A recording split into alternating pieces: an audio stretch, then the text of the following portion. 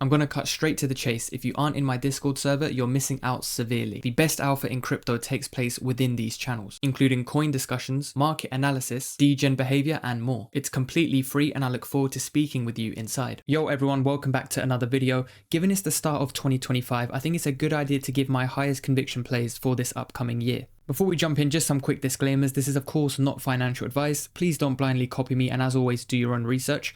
Now may not be the best time to buy some of these coins. There may be better risk returns out there given current price levels. Please keep that in mind. Also, price predictions are completely speculative. I'm not a fortune teller, and I'm also not a paid shiller at all. No partnerships, purely just my opinions. I can be wrong, I can be right, but I'm just an honest guy.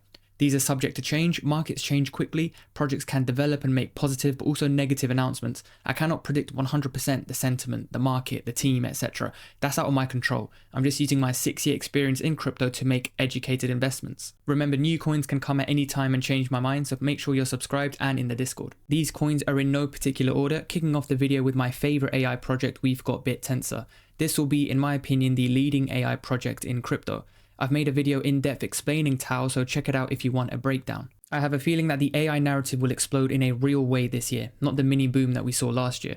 Apparently the total market cap for this sector is 51 billion, which, if it doesn't mean much to you, is roughly the same as Dogecoin in its entirety. So yeah, pretty laughable the potential growth in this sector. AI agents have taken all the hype recently, but a lot of them will need some kind of AI system or layer 1 or infrastructure or whatever behind them. AI as a narrative is more generalized than the AI agent narrative, and I can see retail really latching onto this concept.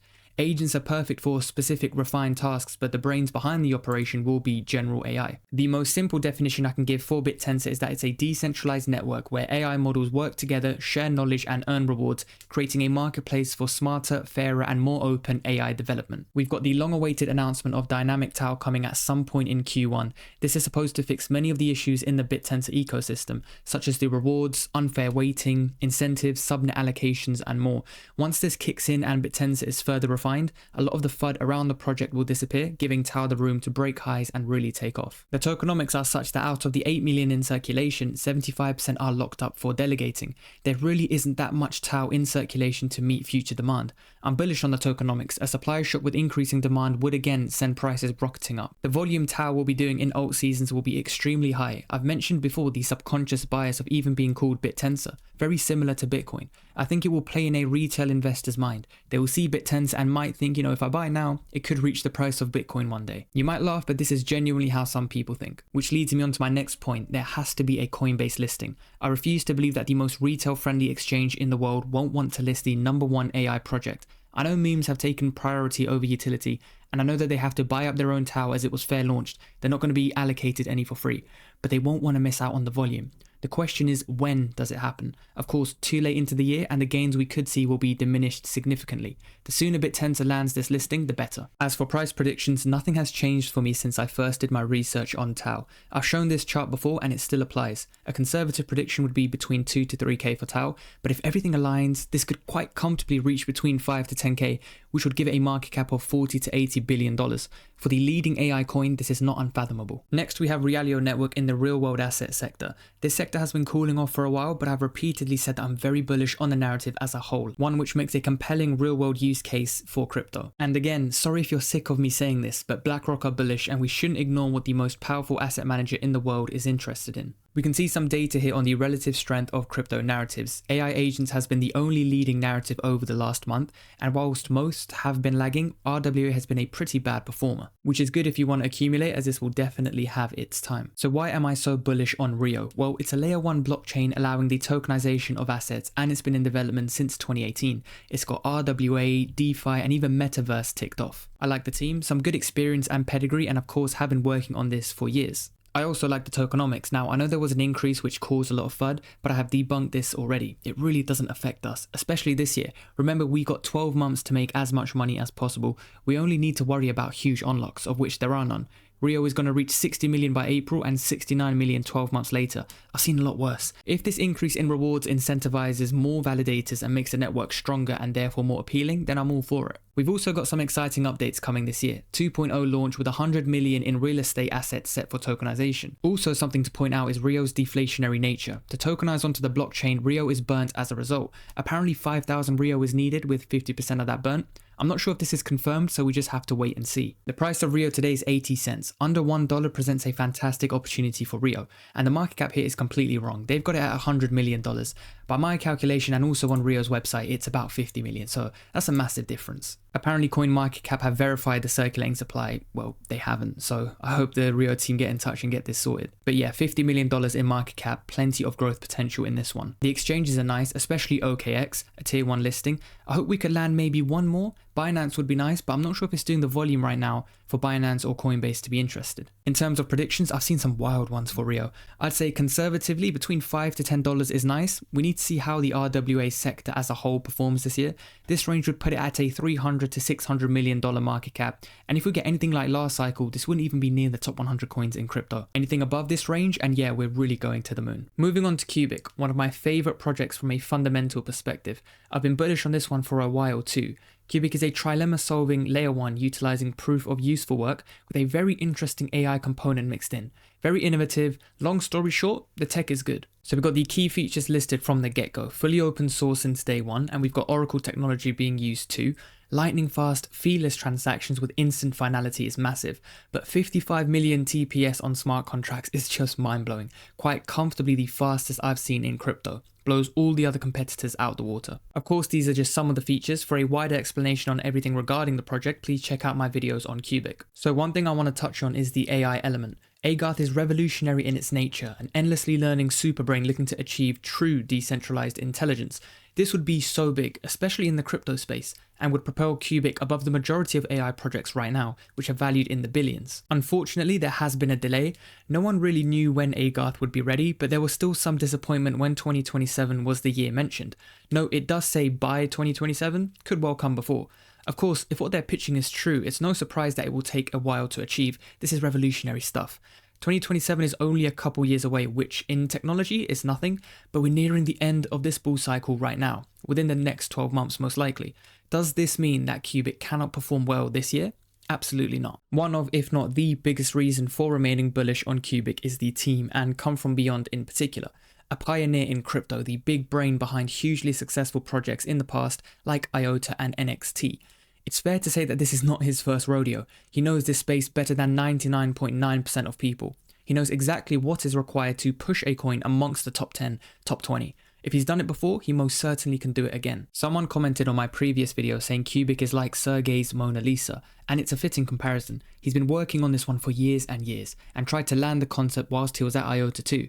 And when they weren't as serious on his vision as he was, he parted ways and looked to create it all himself. The committed leader combined with good tech fosters a cult community, and that's what Qubic has, a very strong community backing. Price action for Qubic looks poor, a mixture of the market and lots of FUD.